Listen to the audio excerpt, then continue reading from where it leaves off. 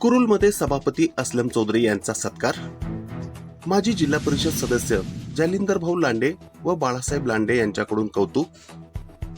मोहोळ तालुका पंचायत समितीच्या सभापतीपदी भारतीय जनता पार्टीचे श्री असलम गफूर चौधरी यांची बिनविरोध निवड झाल्यानंतर संपूर्ण तालुक्यात उत्साहाचे वातावरण आहे.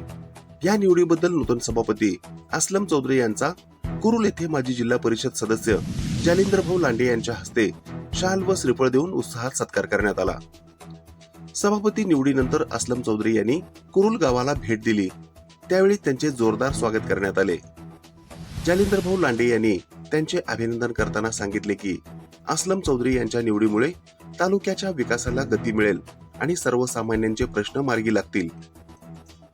मान्यवरांची उपस्थिती.